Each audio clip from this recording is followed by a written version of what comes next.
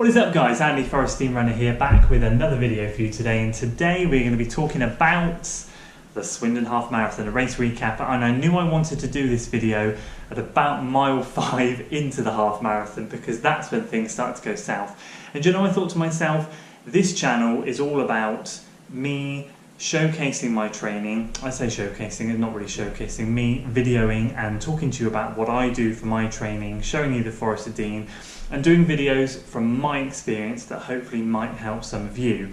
And my word, hopefully this video might help some of you not make the mistakes that I made. But before we get into it, just a massive thank you once again for all of your supportive comments on social media. You were all incredible. I swear I have the best subscribers on YouTube. You're all just awesome, and that is why I love the running community, because we all have our separate goals. We're all at different time levels, yet we all just pat each other on the back and say, well done, let's, you know, get back up and go again. And that's what I love about it. So honestly guys, thank you. Let's dive into it. Let's not hesitate. Let's go in. We've got the good, the bad, the ugly.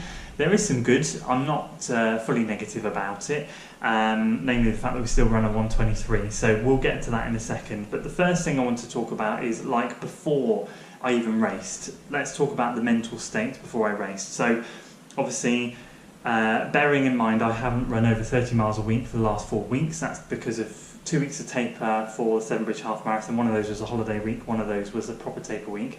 We had 2 weeks off. We had 2 days off after the Severn Bridge Half Marathon. We jumped back into running on Wednesday. And obviously at that moment in time, I was planned to have 2 weeks off due to my wife having her ankle surgery. We got a phone call Wednesday afternoon to say the surgery was off. The surgery was the next day on the Thursday, which was a nightmare. So I then just went, right, training's back on. So obviously I ran Wednesday, Thursday and Saturday, gymmed hard on the Friday, but still only 3 days a week running. And then this week, and then of course I booked the Swindon Half Marathon on that Saturday night, or this Friday, I can't remember. And then obviously only 3 days a week last week. So we didn't do a lot of running. So I knew probably after the session, the video I recorded for you on Tuesday, about my week leading up to it, that it was going to be tough. If I wanted to do something special, which in my mind I wanted to do something special, it was going to be tough. But we put all that to one side because that session I did on Tuesday gave me confidence, and rightly so. And again, we'll get into that. That was a great session that we did 5 days before. Felt great. It set me up brilliantly. All through up to the race, felt great. Had a great mental mindset. Completely changed my mindset. I know I said to you that I want to run the sub 80. I'm trying to ditch this whole I want to run this time, this time, this time. I'm trying to drum into my head that I want to run a strong race. And by saying a strong race means that whatever time happens, happens. We obviously can't affect the variables like weather, like how many runners we might get stuck behind at the start, and other factors if we miss a drink station, whatever it might be. There are so many variables that go into a race that I've got to stop saying to myself, I want to run a sub this, a sub that. That's just crap. It's just, I want to get stronger. I want to get better at racing. I want to be able to race like a pro. I want to be able to race well. So that was the goal. We went into it, woke up stupidly early, as you saw. I was buzzing, I felt great. But this is where it started to go wrong. So I had my normal porridge 3 hours before, which is what I always do. Now I don't have IBS, but I have a very, very sensitive stomach. Very horrifically sensitive. I am allergic to wheat and a couple of other things. Well, I don't know. I eat some stuff and my stomach bloats up. I know it's wheat and I know it's yeast. So it's a bit of a bugger. So I had my oats, that was fine. I never have anything after it. I never run with any products, I never have a gel, I never have caffeine products, nothing. But I got some caffeine chews to try, chewy sweets. So I did the cardinal sin of trying something new on race day.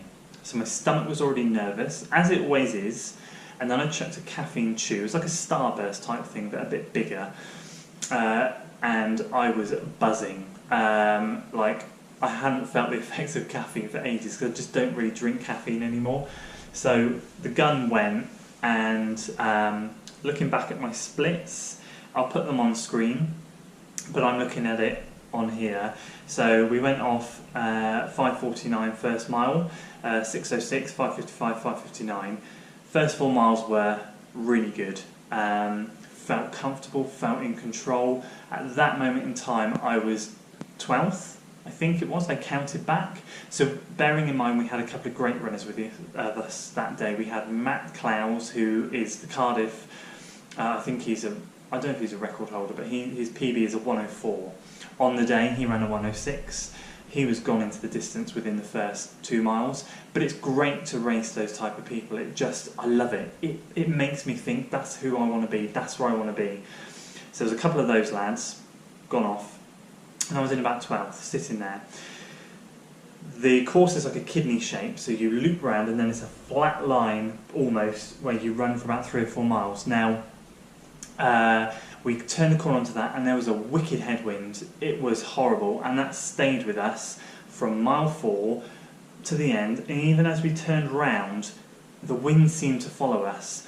So we didn't shift that probably until mile 9. It was really quite intense at times, and some of the bypasses, the roads we were running on, were really open, so we were getting hammered. It was perfect racing conditions for the weather, but the wind was really annoying. Anyway, it was about mile 4.5, mile 5 when my stomach started to churn, and I thought, oh shit, here we go. And I was getting a bit of indigestion from the caffeine chew, and I thought, no, mind on. And then I got that little twinge. You know, when you're going to get a stitch, you get those first few ounces of pain. And they came, and I thought, oh gosh man, not now, really? So I thought, right, I'm not going to let this ruin the race. I'm going to do a lot of belly breathing, because obviously you can get a stitch easily by hunching over, squashing your diaphragm and your, your breathing, your wind, I don't know, whatever, squashing all of this. So I was like, no, right, making sure I was doing my normal checks. Can I hold this pace? Am I upright? How's the form? Blah, blah, blah. And just belly breathing, just really thinking about it. And I held the stitch off until about mile 7. So by that point we had then run 6:10, 6:07, 6:06, so pace was still good and well on target to get a sub 120 at that point. Feeling, because I think a sub 120 is 6:05, or I think a 120 flat is 6:06 pace. So by that point we were well on target. Even with hitting the headwind and even with trying to fight off a stitch, clocking those 3 miles, I was thinking, yeah, today is the day. This is good. If you can mentally overcome this, brilliant. So anyway, ditched the stitch at about mile 7, and then wham bam, thank you ma'am, it came back with a vengeance at mile 8 and just shot me down, and it was intense pain. It was like I'd stopped belly breathing because I got rid of it, and that was a bad thing to do. I should have kept going, and wow. So you can see then by the splits that I clocked a 6:25 and a 6:25 and a 6:31 for the next 3 miles. Bearing in mind we were still in the headwind area. Mile 10 was the one that we didn't have it, but by that point the stitch had really taken hold. And for the first time ever at mile 10.5, I had to stop and walk in a road race. I stopped, touched my toes, stretched up, massaged my stomach to try and move the wind. I could feel my stomach gurgling, bubbling. It was horrible, and it was excruciating. I've had lots of stitches, but this stitch was something else. I mean, something else.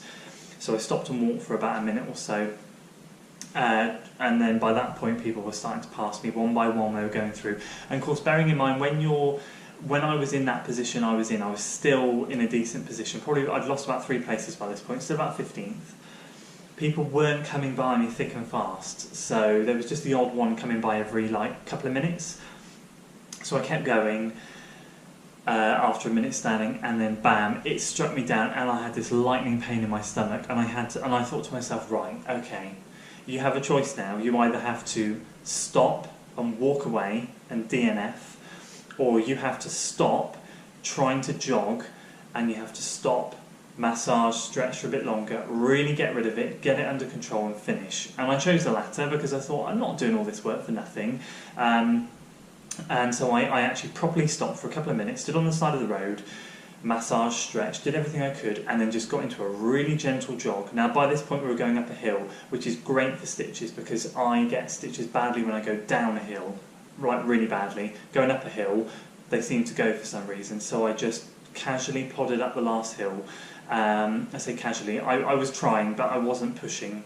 So I clocked a 7:36 and then a 7:40 up those 2 hills. And and then by that point at the top of the hill, the stitch had completely gone, and it's fully downhill to the last mile. So I just went for it. Clocked to 6:21, and finished in 1:23. I think it was 51. 1:23:51. So I was okay. That's the race. Afterwards. I felt gutted. I felt disappointed.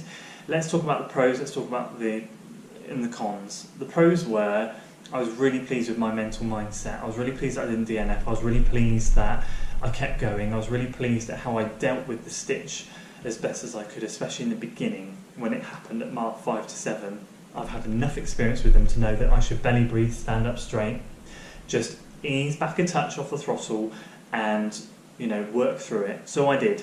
Couldn't do anything about the second wave when it hit me, but that's life. And I'm really pleased with the time. I think to myself, 2 years ago, I clocked a 1:30 in a bad race, and I said to myself at the time, God, if a 1:30 is a bad race, imagine what you can do in a good race. And now I'm thinking, God, if a 1:23 is what you do in a bad race, what can you do in a good race? So there are pros. Don't get me wrong, I'm pleased. The con is obviously my stupidity on trying something new on race day. Hands up. Shouldn't have done it. Sometimes temptation gets the better of us as runners. I knew not to do it. I did it. I won't be doing it again, ever, because that really messed me up. That really is. To be honest with you, it's the only con. The race itself went as best as it could have done. Other than that, and another pro. Let's cycle back to the pros.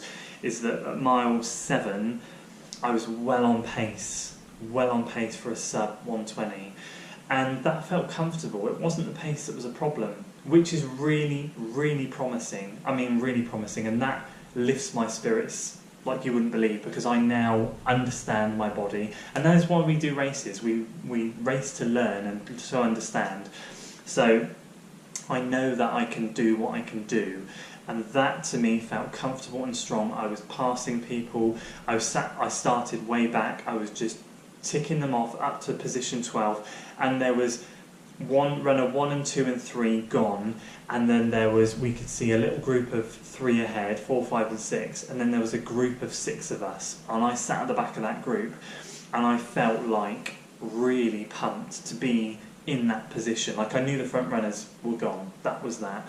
I knew I couldn't catch the next group because they were slowly pulling away, but this group of 6 just sat at the back of them on their heels, within a metre of them, and listening to them breathing hard and thinking, God, I'm not breathing that hard. I'm not breathing as hard as you. I can do this. And I think if I hadn't got the stitch, I could have had a really strong race. But it is what it is.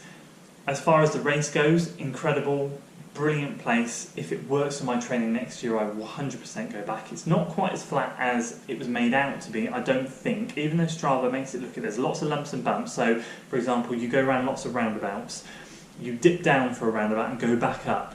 And it's those little dips and ups that do take it out of you. It's just not quite as pan flat as I'd like it to be. However, on the whole, I'm pleased. So I hope that gives you some kind of insight into what was going on in here. And I do want to make this video because it's important to me to share with you my journeys and my thoughts. I know not a lot of you are going to watch all of this, especially not to this point in the video, but I appreciate your support as always. If you enjoyed this video, guys, please do give it a like, share it with your friends, and subscribe to the channel. Once again, you are the best, and I'll see you next time. Until then.